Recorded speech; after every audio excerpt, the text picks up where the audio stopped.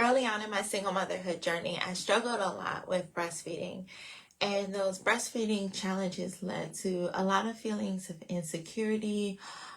It led to a lot of feelings of unworthiness. And I really began to struggle emotionally because I felt like I was not good enough for my kids.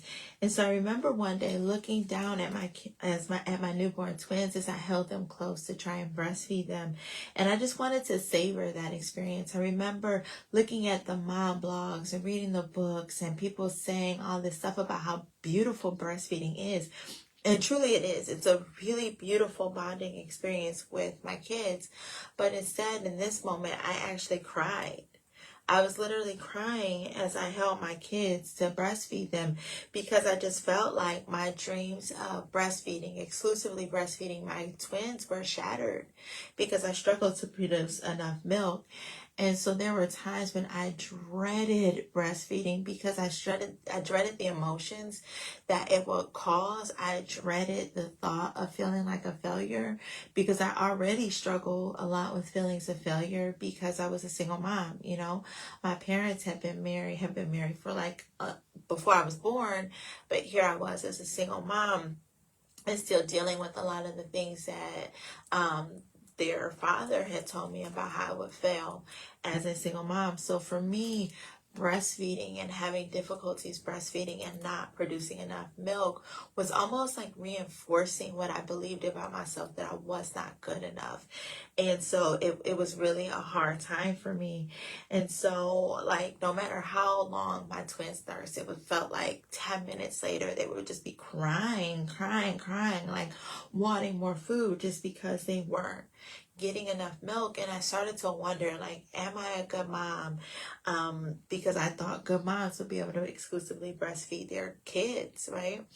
And so I wanted to just let you know, if you're struggling with this video, with breastfeeding, I want you to understand that breastfeeding and the struggles of breastfeeding can lead to feelings of shame, right? Guilt and insecurity, but it doesn't have to be the case. And I want you to know that you are not the only one who is going through this. You are not alone. And so in this video, I'm actually going to talk about 7 ways moms can overcome breastfeeding guilt. And the first one is, know that your ability to breastfeed your child doesn't determine your worth as a mom. It's totally separate. You might not be able to breastfeed your child, or you might not be able to exclusively breastfeed your child, but that has no bearing on whether or not you're a good mom. It has no direct relationship to whether or not you love your mom, you love your children, you fight for your children, you want to do what's best for your children.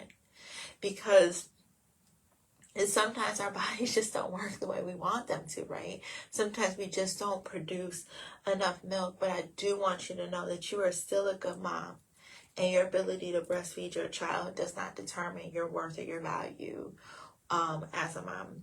2, the second thing is, I want you to shift your focus from breastfeeding and instead think about whether or not your child is getting the proper nutrition.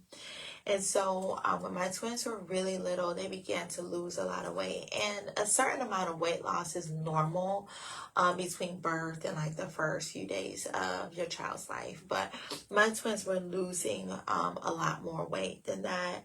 And that's when we began to realize that although they were going through the motions and appearing like they were getting enough food, they actually weren't. That milk wasn't coming in as expected.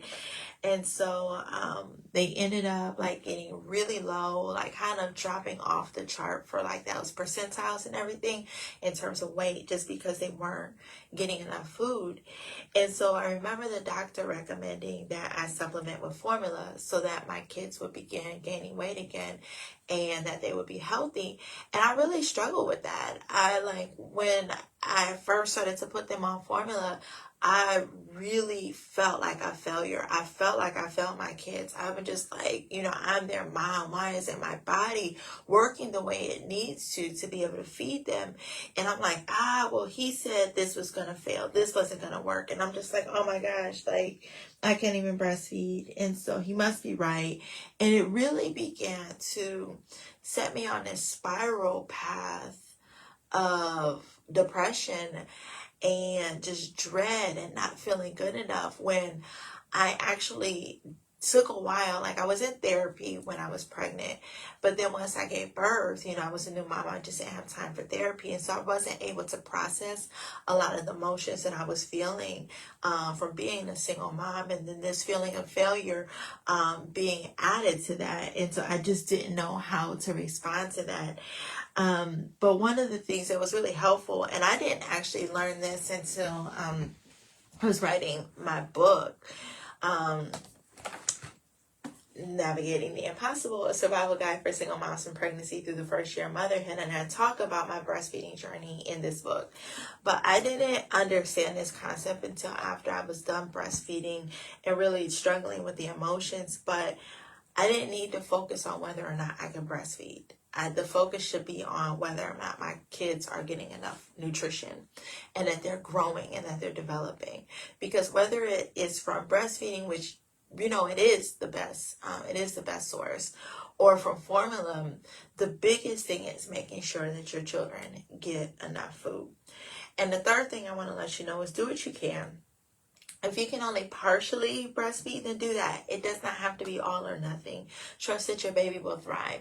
And so for me, I thought that I had to only exclusively breastfeed. Like, that was my goal.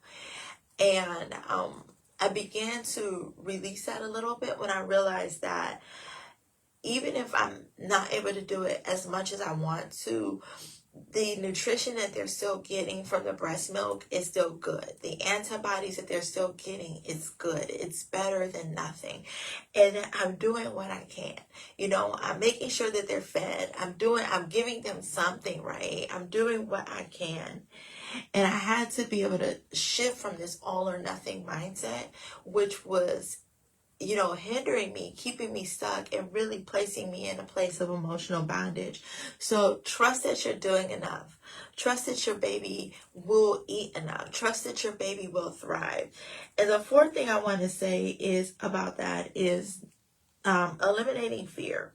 So I had to stop scrolling on social media because the accounts that I was following and the accounts that I was looking, like, these women would have these freezers full of stored breast milk, these storage containers full of it, right?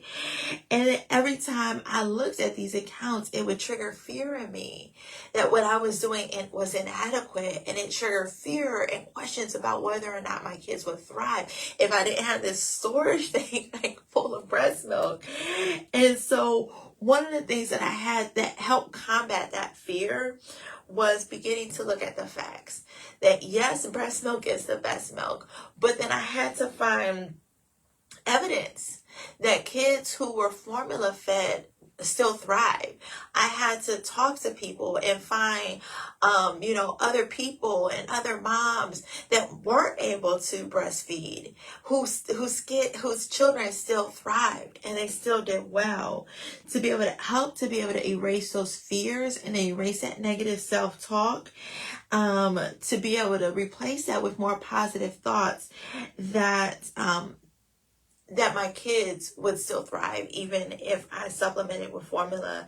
And that helped to begin to ease any worries or concerns that I had about whether or not my children would breastfeed. And so 5 is actually going to be part of this. So know that you're not alone. I remember back when my kids were really little, they were newborns and infants at the time. I remember posting about my breastfeeding struggles and just really wanted to share with other women, like, who might be feeling inadequate, feeling like they weren't good enough because they struggled to breastfeed, or feeling like they were less of a woman because they couldn't breastfeed. And I remember a friend of mine, somebody I knew, ended up writing a comment under that post, thanking me for sharing, but also sharing her own struggles. And so she only was able to breastfeed for a short period of time before her body stopped producing the milk, and her son ended up being mostly formula fed.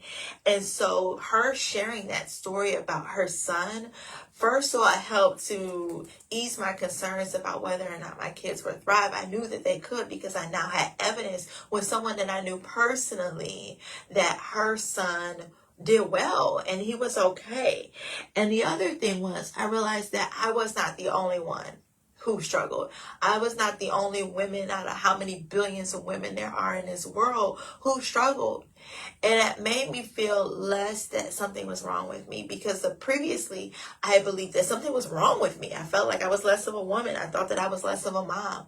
But hearing her story made me helped me to see that I wasn't alone, and helped me to see that my fears were unfounded, because her son ended up thriving off of formula.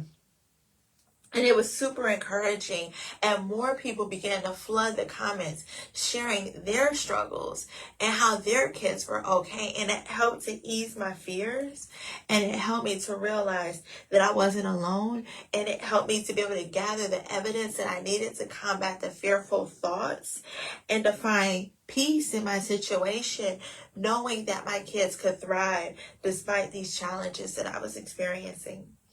And 6 is get support. And so I spoke to a lactation consultant and a doula, and they were eventually able to help me with the latch. Because when I gave birth in the hospital that I gave birth at, their RNs were trained in breastfeeding, but their lactation consultants only work certain hours. So if you give birth during a time when the lactation consultants just weren't there, like, you didn't get support if you weren't able to see them before you got discharged. And so that was the situation that I was in. And so the nurses were doing their best to help me with the latch and everything, but they could only do so much because they were only trained so much. And so this was very hard, because I'm wanting to breastfeed, but the situation I was in was not the best to help me succeed. And so I remember one time I was struggling trying to breastfeed. My kids were losing weight. And so I was walking down the hallway because I had a C-section. And so I was walking to get that C-section exercise. And I overheard the attending physician talking to the residents, and he said, "Oh, there's that mom who's trying to starve her kids." And I was heartbroken. I remember just feeling so crushed. Like, first of all, the audacity of him to point at me, have all his residents turn and look at me, and then accuse me of trying to starve my kids because I wanted to breastfeed. And that hospital that I delivered in, they really pushed formula. And so if you wanted to breastfeed, even though the nurses were all trained in breastfeeding, it was still taboo, because the doctors who were in charge believed so much in formula feeding that to even want to breastfeed was going against the grain and going against what they wanted. So here I am struggling to breastfeed. Here I am trying to do what's best for my kids and to really support the goals that I have for them. And then the doctor is accusing me of trying to starve my kids because I didn't want to give them formula. And so I just cried. Like, I ended up waddling back to my room because, I'm recovering from a C-section at that point. And I just remember going into my room and crying, just crying and weeping.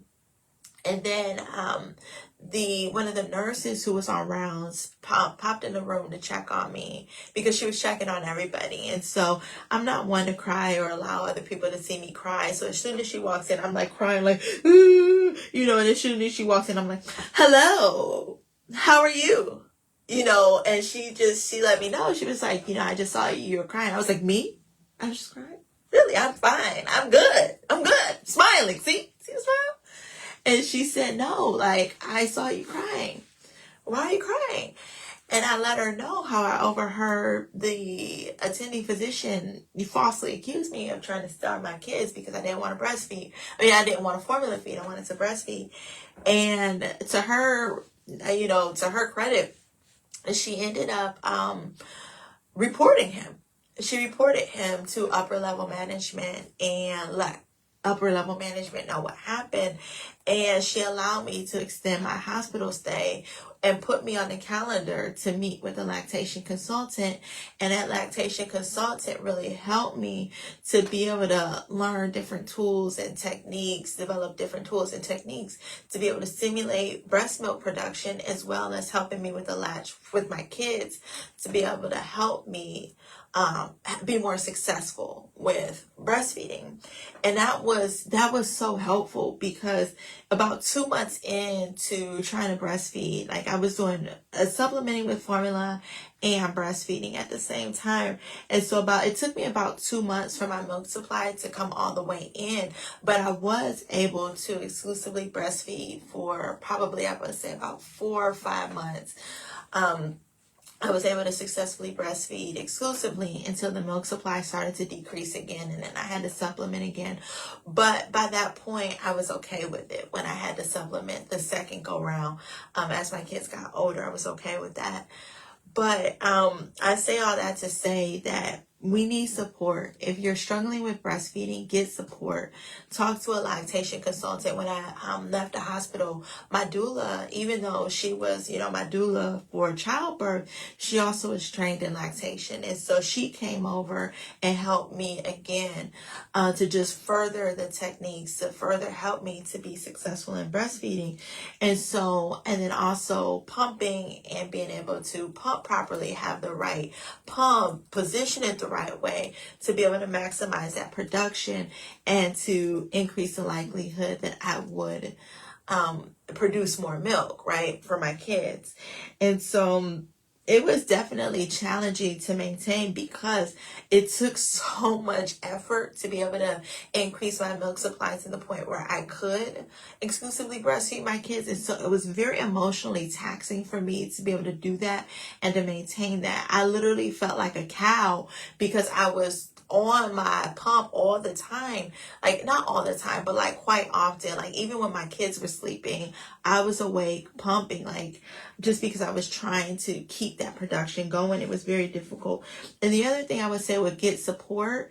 Not only get support with the latch and with the proper equipment, but get support emotionally, because when you're going through a hard time breastfeeding and really struggling with the emotions that brings up and the feelings of inadequacy, you really need to get emotional support and talking to someone about how it is that you're feeling, because that person who's helping you, walking with you, will be able to affirm you and remind you, again, point number one, that your worth as a mom isn't dependent on your ability to breastfeed.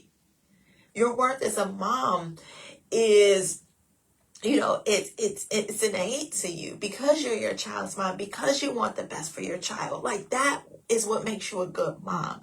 Your ability to, fight for your child, to make sure your child has what's best, to make sure you love your child and you're positioning your child for, the best future.